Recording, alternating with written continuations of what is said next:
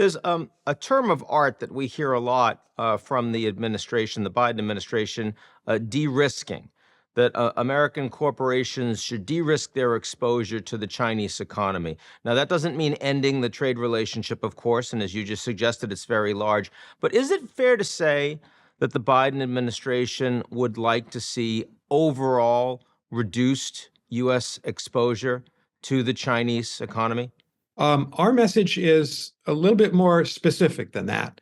Message number one is we don't favor a decoupling of the two economies. As I described to you, it's a huge economic trade and investment relationship that in many ways and in many areas benefits American companies and American workers in our economy.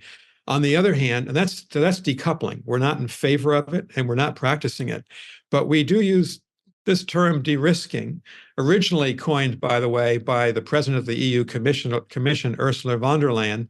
And it means that we're trying to alter our supply chains and critical materials and critical minerals so that they're closer to home. That was a fundamental lesson, I think, that everybody learned during the pandemic.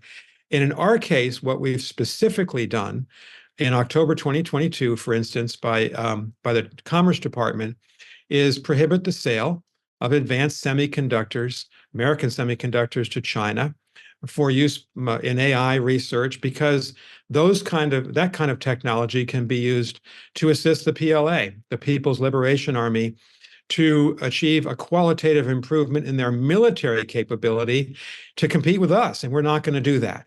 So in critical areas essential for our national security, we're not going to permit trade. And here's what's interesting about it. China's doing the same thing. In fact, China started to de-risk well before the United States did, years before.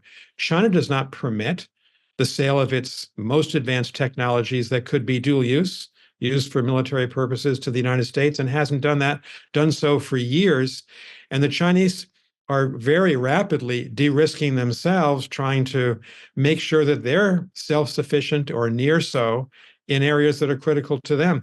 This is a very rational choice that the two governments are making. What makes it a little bit strange is that there's a lot of complaints that I receive from my Chinese counterparts about our de-risking strategy, and I remind them, you're doing the same thing. Right. I think you know, Ian, in fact, we've talked about it. There's a race for who's going to become superior in the next phase of military development that comes out of these new technologies, including artificial intelligence, including quantum systems. And we certainly want to maintain American military superiority, particularly in the Indo-Pacific, particularly as we are compared against the qualities of the People's Liberation Army. So there's just no way that we're going to allow the sale of these dual-use technologies. And Right. Our actions have been limited to a small yard. So we're going to stick to that. It's the only way forward to achieve what we need to achieve, and that is fairness in trade, but also to keep out of the hands of the Chinese leadership our most sensitive dual-use technology.